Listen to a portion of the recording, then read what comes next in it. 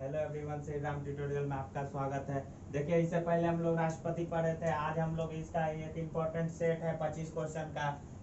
Previous exam में पूछा गया सारा क्वेश्चन है।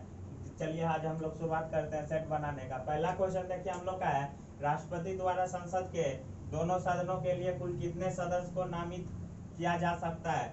देखिए, जब हम पढ़ रहे थे ये चैप्टर, तो उस समय बताए थे कि राष्ट्रपति जो है लोकसभा के लिए 2 सदस्य नामित करते हैं और राज्यसभा के लिए 12 सदस्य नामित करते हैं। तो यहाँ पे आप लोग इसका आंसर बता सकते हैं। इसका आंसर क्या हो जाएगा आपका? इसका आंसर हो जाएगा 14। 2 तो लोकसभा के लिए नामित किए जाते हैं और 12 जो है राज्यसभा के लिए। तो टोटल कितने सदस्य नामित किए गए? तो 14 इसका सही आंसर होगा। अब दूसरा क्वेश्चन देखिए, भारत का राष्ट्रपति किसका एक अभिन्न अंग होता है? ये जब चैप्टर के स्टार्टिंग में ही बताए थे, भारत के राष्ट्रपति जो है संसद के अभिन्न अंग होते हैं। संसद इसका सही आंसर होगा। ऑप्शन नंबर ए सही आंसर। अब देखिए तीसरा क्वेश्चन कहता है, राज्यसभा के लिए राष्ट्रपति द्वारा कितने सदस्य नामित किए जाते हैं? अभी जस्ट हम पहला क्वेश्चन के जब आंसर देख रहे थे उस टाइम बताए थे राज्यसभा के लिए कितने, तो 12 सदस्य नामित किए जाते हैं। राज्यसभा के लिए राष्ट्रपति द्वारा 12 सदस्य नामित किए जाते हैं। ऑप्शन बी सही आंसर, 12 सदस्य। अब देखिए चौथा क्वेश्चन है, वित्त आयोग की नियुक्ति कौन करता है? वित्त आयोग की नियुक्ति कौन करता है? वित्त आयोग की नियुक्ति राष्ट्रपति करता है। अब चलिए एक पांचवा क्वेश्चन है, संघ लोक सेवा आयोग के अध्यक्ष की नियुक्ति किसके द्वारा की जाती है? यह भी राष्ट्रपति के द्वारा की जाती है। तो देखिए आप देखते हैं हम लोग छठा क्वेश्चन क्या कहता है। छठा है, निम्न में से वो राष्ट्रपति कौन थे जो 2 बार पद पर रहे थे? ये क्वेश्चन बहुत ही इंपॉर्टेंट है। एसएससी 2007 में भी पूछा गया है। इसका आंसर आपका होगा डॉक्टर राजेंद्र प्रसाद जो थे, वो लगातार 2 बार अपने पद पर बने रहे थे। चलिए अगला क्वेश्चन देखिए, देश की सशस्त्र सेनाओं का सर्वोच्च कमांडर इन चीफ कौन होता है? ये भी बहुत इंपॉर्टेंट क्वेश्चन है, 2012 में पूछा गया है एसएससी में। इसका देखिए इसका हो जाएगा आपका, राष्ट्रपति जो होते हैं हम लोग के देश के सेनाओं के, सशस्त्र सेनाओं के चीफ इन कमांडर कौन होते हैं? राष्ट्रपति होते हैं। अब देखिए, एकल संक्रमणीय वोट पद्धति में हर मतदाता व्यक्त कर सकता है। ये भी क्वेश्चन बहुत इंपॉर्टेंट है, 2 बार लगातार पूछा गया है एसएससी में। इसका आंसर होगा आपको डी नंबर, इतने विकल्प जितने चुनाव में प्रत्याशी होंगे। अब देखिए अगला क्वेश्चन है, निम्नलिखित में से वो कौन था जो निम्नलिखित में से वो कौन थे जिसे भारत के राष्ट्रपति के रूप में निर्विरोध चुना गया था? अब देखिए इसका आंसर क्या होगा? इसका आंसर होगा डॉक्टर संजीव रेड्डी, एन संजीव रेड्डी होगा। इनके विरोध में कोई राष्ट्रपति चुनाव नहीं लड़ा गया था और ये निर्विरोध चुने गए थे राष्ट्रपति। अब देखिए अगला क्वेश्चन कहता है, राष्ट्रपति संविधान के किस अनुच्छेद के अंतर्गत आपात स्थिति लागू की थी? यह भी 2006 में पूछा गया है। वो अनुच्छेद 352, अनुच्छेद 352 के अंतर्गत। अब देखिए जब हम लोग पढ़ रहे थे चैप्टर, तो वहाँ पे देखे थे राष्ट्रपति आपातकाल की शक्तियां भी देखे थे।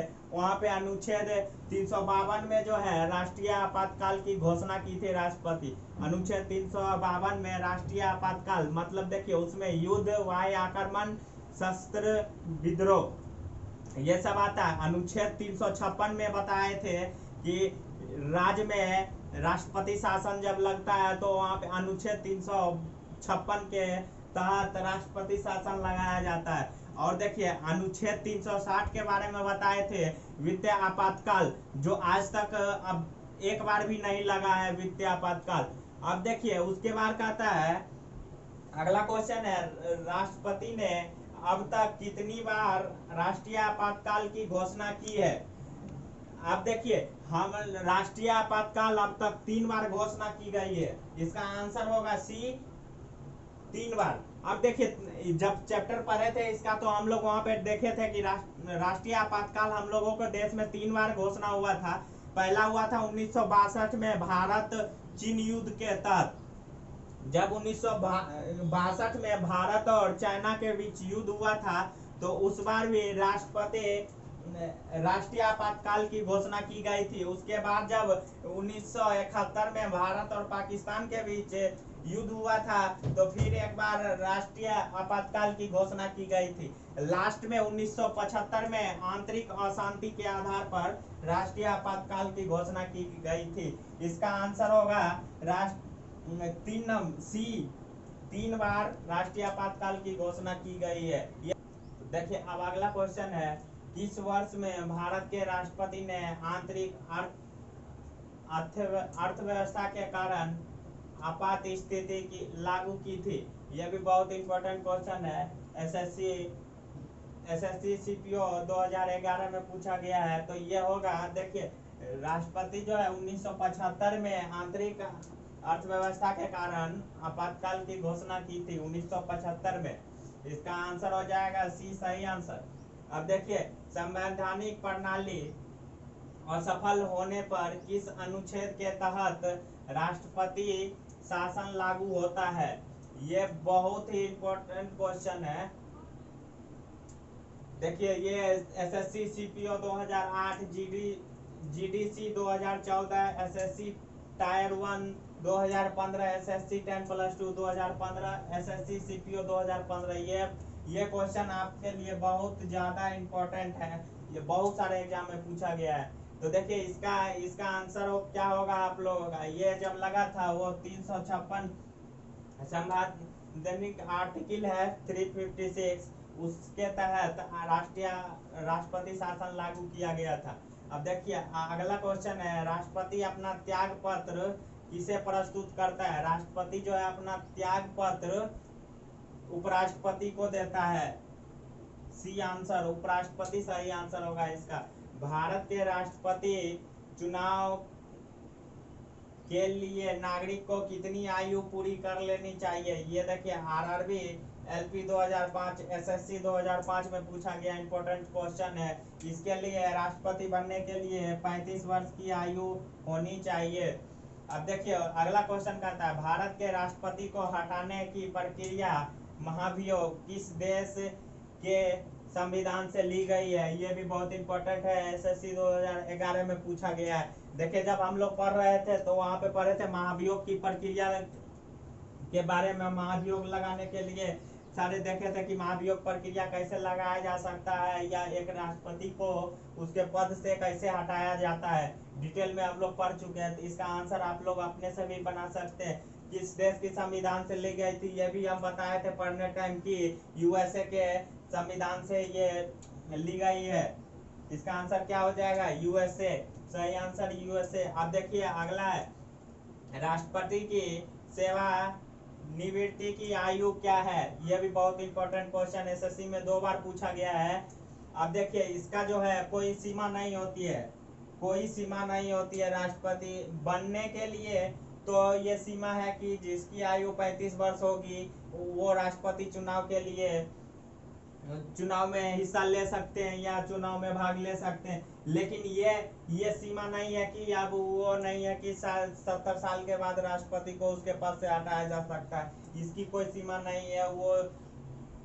अब चलिए अगला क्वेश्चन देखते हैं, संसद के दोनों सदनों का संयुक्त सत्र कौन बुला सकता है? ये भी इंपॉर्टेंट क्वेश्चन है, देख लीजिए। इसका क्या होगा आंसर? ये जो है, ये पावर सिर्फ आपके राष्ट्रपति के पास होता है कि संसद के दोनों सत्र के संयुक्त सत्र बुला सकते हैं, तो वो राष्ट्रपति बुला सकते हैं। चलिए अब हम लोग आगे का क्वेश्चन देखते हैं। अगला क्वेश्चन है, संविधान में कितने प्रकार के आपातकाल का प्रावधान है? संविधान में 3 प्रकार के आपातकाल का प्रावधान है। अब देखिए, अगला क्वेश्चन है हम लोग का 20 नंबर, भारतीय आपातकाल का उल्लेख किस अनुच्छेद में किया गया है? किस अनुच्छेद में किया गया है? 360 में, अनुच्छेद 360 में।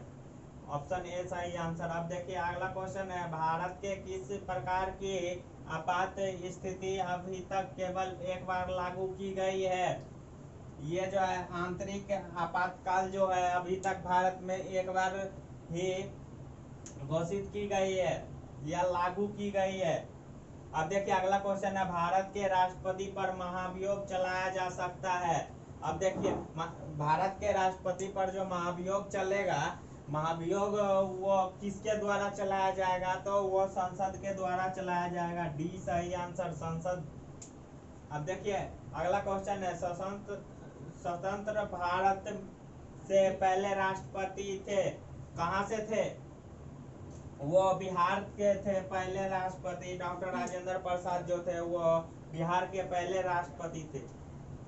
अब देखिए यहाँ पे कहता है राष्ट्रपति की सैलरी कितनी है। राष्ट्रपति की सैलरी जो होती है वो 1.5 लाख रुपये होती है। और एक बात और याद रखिएगा कि इनकी सैलरी पे कोई भी टैक्स नहीं लगता है, कर मुक्त होता है। राष्ट्रपति का सैलरी कर मुक्त होता है, ये बात याद रखिएगा। सैलरी तो 1.5 लाख होता है लेकिन उस पर टैक्स नहीं लगता है। और ये आज हम लोग का ये इम्पोर्टेंट क्वेश्चन का सेट जो था ये समाप्त हो चुका है। अब अगले दिन कोई नए टॉपिक और नए सेट के साथ मिलते हैं, तब तक के लिए धन्यवाद।